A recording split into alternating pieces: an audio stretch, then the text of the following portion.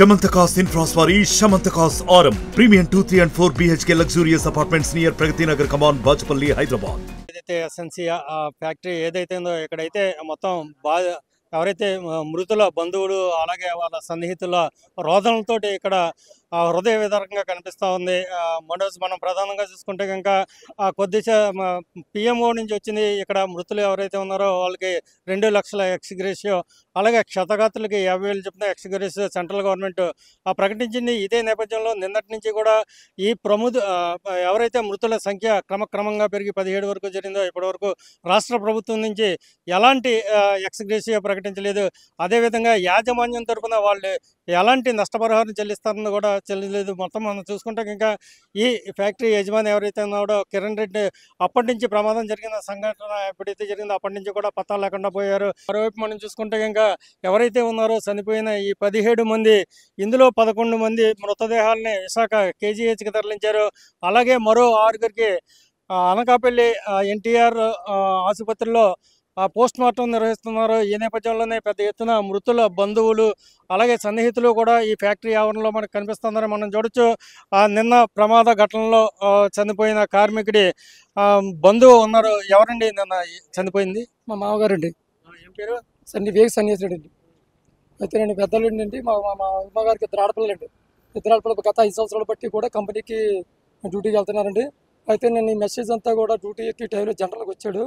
అయితే 1 గంట ప్రమాదం జరిగినప్పుడు అందరూ కూడా పారిపోయారు ఏదో అనుకున్నారు. అయితే తర్వాత ఏమో ఒకరికొకరు ఇంటికి వెళ్ళి పోలు అడి చేసుకుని డ్యూటీ నుంచి వెళ్ళిపోతే ఈ లోపల చనిపోయిన నిర్ధారణ అయితే తేలింది. కానీ ఎప్పటికప్పుడు బాడీలు వైజాగ్ పంపించేస్తున్నారు. పలానా బాడీ పలానా చెప్పుకుంటా రాత్రి 2 గంటల వరకు కూడా ఇక్కడ వేచి చూసాము. అయితే యాజమాన్యం ఎవరు కూడా ముందు రాలేదు. పోలీస్ డిపార్ట్మెంట్, మీడియా వాళ్ళు అందరూ కూడా ముందుకు వచ్చారు. కానీ ఎవరు కూడా మీది అని ఎవరు ఏం చెప్పలేదు. అయితే మృత్యుల తాలూకా బాధితులందరూ చాలా తీవ్ర ఇబ్బందులు పడ్డాం. రాత్రి 2 గంటల వరకు ఉండి మనకి మరి గ్రామం వెళ్ళిపోవాల్సి వచ్చింది. అయితే ఈరోజు సీఎం గారు ప్రోగ్రాం ఉంది అని వైజాగ్ అన్నారు, ఇక్కడన్నారు, అక్కడన్నారు. క్షతగాదులు ఇక్కడ అక్కడ తర్జన పెట్టి యాజమాన్యం నిర్లక్ష్యంగా వాళ్ళకి ఎటువంటి సహాయం లేకుండా ఈ గోడు సీఎం గారికి వినపడడానికి ఎక్కువగా ప్రభావం వెళ్తే మన కంపెనీ తారీఖు విలువ పడిపోతుందనే లెక్కలో ఈ క్షతగాదులు ఎక్కడ వైజాగ్ ఒకసారి అనకాపల్లి ఒకసారి ఎక్కడ ఒకసారి ఈ విధంగా కూడా బాధితులందరూ కూడా తిప్పడం జరుగుతుంది. కానీ దీనికి తక్షణమే మన సీఎం గారు మంచి అవకాశం ఇచ్చి ఇక్కడ బాధ్యతలందరికీ కూడా మంచి సేవ చేస్తారని మేము అందరూ కూడా ఆశిస్తున్నాం. ఈ ప్రభుత్వం తాలూకా విధి విధానాలు కూడా అందరికీ నచ్చాయి కాబట్టి మన సీఎం గారు అయితే తగ్గే విధం లేకుండా ప్రభుత్వ యాజమాన్యంపై ఎక్కువ చర్య తీసుకొని దీనిపై సీరియస్ యాంకర్ చేసుకొని ఈ విశాఖ జిల్లాలో అనకాపల్లి జిల్లాలో ఇదే మొదటగా పెద్ద ప్రమాదంగా గుర్తించడం జరుగుతుంది. ఇంత ప్రమాదం ఎప్పుడు జరగలేదు. 1, 2 జరిగాయి కానీ ఇంత ఘోరంగా ఎప్పుడు జరగలేదు. కానీ బాడీల విషయంలో కూడా ఎవరికి గుర్తుపట్టకుండా పీసులుగా తయారయ్యాయి. కానీ ఈ రోజుల్లో కూడా పొట్టవాడితే కూడాడుకుంటా. మీ మామగారి మృతదేహం ఎక్కడ ఉంది? విశాఖ కేజీహెచ్లో ఉందా, ఎన్టీఆర్ ఆసుపత్రి అనకాపల్లిలో ఉందా? అయితే ఇప్పుడే ఫోన్ చేశారండి. రాత్రి ఎక్కడ ఉందన్నది మా వాళ్ళందరూ కూడా ఎన్టీఆర్ హాస్పిటల్కి వెళ్ళి అన్ని చెక్ చేయడం జరిగింది. బాడీలు అయితే ఇక్కడ ఏం లేవు, వైజాగ్ పంపించారన్నారు. వైజాగ్ పంపించి ఇప్పుడు 6 గంటలకేమో మీ బాడీ ఏమో వైజాగ్లో ఉంది, అర్జెంట్ గారు అంటే వేగ సన్యాసి తారీఖు అని చెప్పారండి. అందుగురించి ఇక్కడ ఏమంటే ఇక్కడ ప్రోగ్రామ్ ఇక్కడ ఉంది కదా కానీ ఇక్కడ ఏదో వచ్చి ఈ బాధ్యత తారీఖు మా గోడు ప్రోగ్రామ్ సీఎం గారికి వినిపిద్దామని మనం వచ్చి ముందున్నాం. అయితే ఇక్కడ కాదు మీరు అర్జెంట్ వైజాగ్ వచ్చి అంటారు. ఈ విధంగా బాధ్యతలు అక్కడ ఇక్కడ తిప్పి సీఎం ప్రోగ్రానికి ఎక్కువ ప్రమాదం ఇబ్బంది లేకుండా చేసే విధంగా యాజమాన్యం నిర్లక్ష్యం వహిస్తుంది. దీని ఆ విధంగా అయితే మేము సహించేది లేదు. సీఎం గారు ప్రజల పక్షాన్ని నిలబడి బాధితుల పక్షాన్ని నిలబడి వాళ్ళకి సరైన న్యాయం చేస్తారని మేము కోరుకుంటున్నాం. మనోజ్, మనం ప్రధానంగా చూసుకొచ్చి ఒక కన్ఫ్యూజన్ అయితే మనకి ఇక్కడ కనిపిస్తూ ఉంది. ఈ మృతుల బంధువులు మొత్తం పెద్ద ఎత్తున ఇక్కడికి చేరుకుంటూ ఉన్నారు. ఒక్కొక్కరుగా మనం చూసుకుంటే కనుక కొంతమందికి పోస్ట్ మార్టం విశాఖలో జరుగుతుంది, మరి కొంతమందికి అనకాపల్లిలో జరుగుతుంది. ఈ నేపథ్యంలో ఈ మా బంధువుల మృతదేహాలు ఎక్కడున్నాయో క్లారిటీ ఇవ్వండి అనే కన్ఫ్యూజన్లో ఉన్నట్టుగా ఆవేదన చెందుతున్నారు. మనం చూడొచ్చు ఇక్కడ చాలామంది ఆవేదన చెందుతున్నారు. మహిళల కన్నీరు మున్నీరుగా విలపిస్తూ ఉన్నారు. అసలు ఈ ప్రమాదంలో ఎవరు చనిపోయారు ఏంటంది తెలుసుకునే ప్రయత్నం చేద్దాం. చిన్నారని పెయింటర్ కింద ఈ కంపెనీలో పనిచేస్తుండ్రు. ఇలా ప్రమాద షాక్స్ పడిపోయి చనిపోయారు సార్. ఎన్నాళ్ళ నుంచి పనిచేస్తున్నారు ఇందులో? దగ్గర 8 సంవత్సరాలు పెట్టి చేస్తున్నారు ఇందులో కంపెనీలోనే. కానడ పేషెంట్ కింద చేస్తుండ్రు. వయసు చిన్నారు.